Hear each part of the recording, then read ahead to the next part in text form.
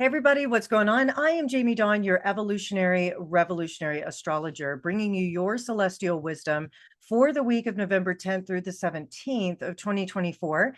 And it's a pretty big week as we have Venus moving into the Sirius, but very I'll say fun loving, and I'll explain that sign of Capricorn.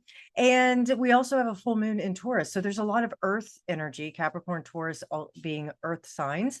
And so this week, I'm hoping we'll find some stability, but especially because of what's happening in the US. And I want to just talk about that. I know that the election has a lot of charge behind it for so many people. And I'm not going to talk politics and all that sort of thing. I just want to say that when we are in a state that feels as though we are supercharged, super heightened, whether it's positive or negative emotions, it's important to stay grounded. And I think that's going to be the key to navigating the energy around this week in particular. And what I mean by being grounded, I mean that we are present, we're in our bodies, we are not scattered, our energy is all inside of us, and that we can meet whatever shows up with a state of full presence and open-hearted. Remember that we all need each other, and that's the most important thing here. And I know several people I talked to are on media blackout. Do what you got to do some self-care.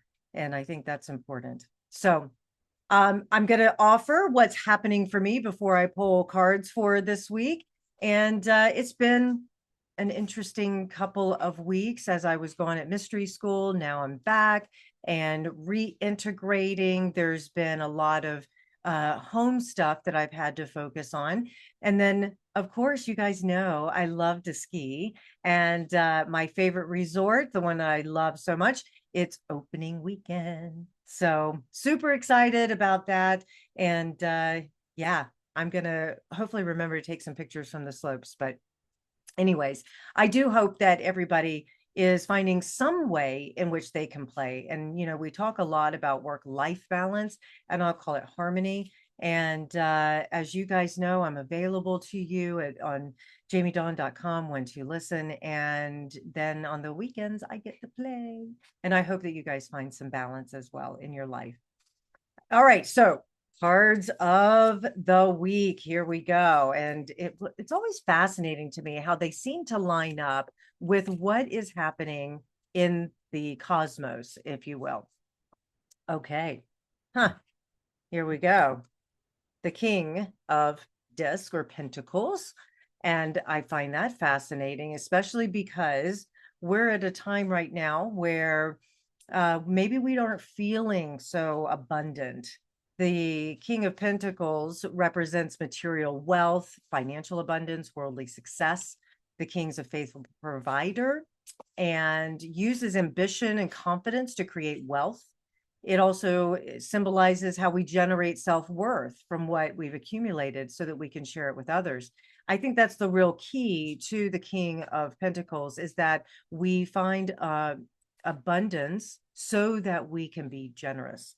And the abundance doesn't necessarily have to be money. It can also be abundance of time, abundance of energy, abundance of words, if you will, maybe abundance of friends, you know. So abundance can be in many different ways that we can be very generous with one another. And also, the King of Pentacles often indicates a final fulfillment, which is great when we're looking at it from this week and the full moon. It's usually a fulfillment of like a creative task, a business adventure, or an investment. So some of you may be getting, maybe closing a chapter for some sort of business deal, or you'll find that if you've been working on a loan or you've been working on, say, a creative idea, that now you can see it come to manifestation, because the pentacles or disc are all about the physicality, the manifesting in our lives. You know, I saw an interesting quote the other day that referenced that manifestation isn't about the thought process, it's about the beingness. You know, it's not about wishing or wanting, it's about being what it is you're trying to manifest. So ponder that And as you meditate on the King of Pentacles, the other card that I pulled was the Ace of Swords. Interesting too, because swords, as we know, often indicate power, also double-edged. And the Ace of Sword marks a new wave of new energy. And it really comes from the intellect, the mental realm. So it might be that we are on the verge of some sort of breakthrough, a new way of thinking, helping to change our perspective, give this clearer view on where we're going. And maybe there's a sudden aha that happens, which I think is also very telling of this full moon, because we're going to have the moon briefly canoodling with Uranus, the planet of surprise, awakening, the great severer, where it comes in like the sword and it cuts through the muck, the mire, the fogginess, things like that. So if you have felt a little bit unsettled, a little unclear about something, then this week could bring in that sword of truth or sword of power that cuts through the BS so that you can see things very, very clearly. Now, the other thing too, I would say with the sword is that it can be a tool or a weapon, right? So we want to be careful, especially with Mercury and Sagittarius, who loves to speak truth and can do it very bluntly and very succinctly. But at the same time, it can come in and say things that shake you up, which is important to wake us up, but it can also harm or hurt us, because as we know, our words are very powerful. And that's what that sword represents, our mental acuity, our mental thoughts, and then how we wield those thoughts if we put them into words, and how that may be affecting ourselves or others. I'm going to offer that it's most likely going to be affecting ourselves because of that internal dialogue, and very often that negative self-talk can show up, So watch for that, because then as those thoughts come in, we start attaching that story and beating ourselves up or telling ourselves we're not worthy, and blah, blah, blah, all that bullshit that we just keep feeding ourselves. And that blocks us from manifesting and behaving in a way that says, no, I deserve to be here, And also, as I mentioned, is as highly charged as emotions are right now, that we really do have to watch our words. So here we go. On Monday, November 11th, Venus will make her move into Capricorn. And so I mentioned about this being fun loving. And the reason I say that is because Capricorn is ruled by the planet of Saturn. Okay. Saturn gets a bad rap because it's all about work hard now, play later. Anything worth doing well is worth doing well. And it has this serious tone to it. But Saturn was also Lord Karma, the ruler of the golden age, when everything was in harmony and there was partying in the streets and everybody was generous with one another, and things were just flowing. There was an abundance there because Saturn invited everyone to work hard in order to receive all the abundance and manifestation of things. So that's why I say it can be a very playful time. But here we are, Venus, our planet of value and relationships, creativity, beauty, love, how we give love, how we receive love, right? And then Capricorn can be serious, mature, loyal, trustworthy. All those are good keywords. And so when we're looking at this from, say, a relationship standpoint or financial standpoint, what we value, we're going to take things a little bit more seriously. So if you are in a single status, then you're probably going to take on a mindset of like, I'm not looking for just casual one night stands here. I'm looking for somebody who wants an LTR, right? A long-term relationship. I want somebody who's willing to walk through the dating process and put in some work, roll up their sleeves, show me who they really are, and let's get this thing called relationship really anchored and going, right? We want to achieve this. I want somebody who has that mindset of we're in this together. Now, if you are bonded, this also complements you, where if you have a common project or you have a common goal in mind, that you work together in order to achieve it. And that bonds you because you have that like I say, that common goal.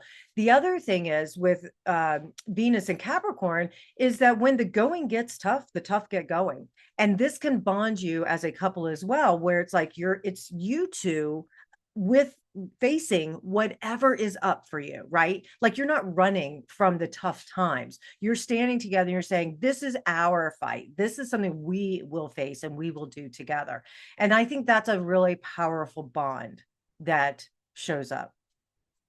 Also, I would say that a sense of mastery is involved when Saturn and Capricorn come together, or Saturn rules Capricorn, but when Venus and Capricorn come together, is because we're in that mindset that we want to master whatever we're focused on. So whatever we touch creatively, whatever relationship dynamic we're focused on, how we might give or receive love, we're looking to master it. And it offers us the ability to be able to ebb and flow within the relationship because we're developing skills and we're practicing these skills. And with this Venus and Capricorn energy, we're saying, I want to understand this and I want to practice this so much that it invites greater trust. It invites a sense of understanding that deepens the connection, because it says, I trust that myself and my partner are practicing the skills it takes to be really good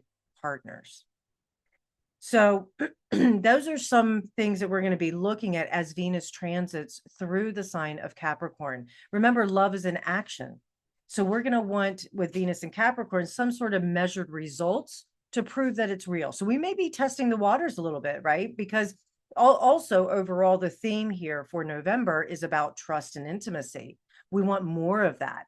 And so we're going to be looking at ways in which we test it, because trust is built over time and testing. And so you may have conversations with people that say, are you telling me the truth? Do you really mean what you say? Are you actually going to put actions behind it? That's that Venus in Capricorn, right? Don't talk about it. Show me, prove to me that you really mean what you're going to say, or you're really going to do what you say you're going to do. Now, we're also going to have, like I say, that full moon in Taurus that happens on the 15th, which is Friday, and Saturn, the ruler of Capricorn, as I mentioned, has been retrograde. It's now going to station direct in Pisces at the same time as this full moon. And so there may be things that we're looking at from the last 6 months that things like comfortability. What do we need to feel safe? What do we need to feel secure? What do we need in order to deepen our roots, because we're dealing with Taurus energy, right? And then Saturn moving or stationing direct and now moving forward, we can start to manifest some of our hopes and dreams. Some of these things that maybe seem like a fantasy can now start to come into manifestation, because Saturn, as I mentioned, is Lord Karma. Now we're ready to reap the benefits of all the seeds we've been sowing over the last few months. And because with the retrograde energy, it's been more internal, right? So now we're ready to get things moving. And with this being a full moon, there's revelation. There's this light of the moon that shines down that says, okay, here's some aha moments. Remember, Uranus involved. Here's some things that suddenly can pop up that help us to release anything that made us feel stuck. Now, there's a stereotype that Taurus is not a fan of change. However, it's really deeper than that, because Taurus is about making long-term marks on things, whatever it commits itself to, and it's not going to budge. It's like, I've made up my mind. I know where I'm going. I've got my roots here. It's not that Taurus is afraid of change. It's just that Taurus can do its best work when there's time to deepen the roots and work on something until it's truly completed.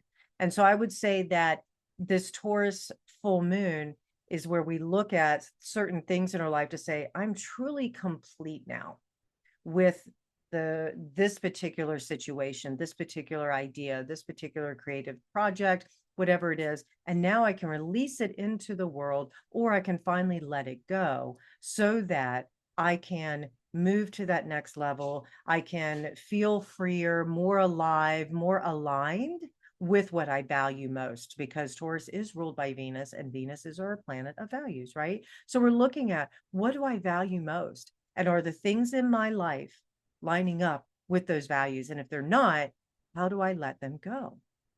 So keep an eye out for that. As I mentioned before, I will have some full moon memes that you guys will see on my social media. Also, hopefully you're enjoying my daily videos of You Know That Moment When. Just fun little quips to give you a sweet little taste of what you might be experiencing that moment, that day, just because the energy shifts and changes so easily. One of the other things about the full moon in Taurus is that we may be eating our feelings leading up to this full moon. And what I mean is we might be biting our tongue, or we might literally be feeling all kinds of ways because we're looking for comfort, we're looking for security, and food can bring us comfort. So I bring that up to say, watch the waistline, watch the things that you're going to be choosing to eat or drink in order to nurture or to feel yourself in a better place. Okay. It is an earth full moon, so it's a great time to write intentions that you're releasing, or the not intentions, but the things you're releasing, and bury them, or do something with the earth where you go out in nature and you hug a tree and you whisper into the tree what it is you're wanting to release, just some ideas. Anything you do on a physical level, very earthy, honoring Earth Mother.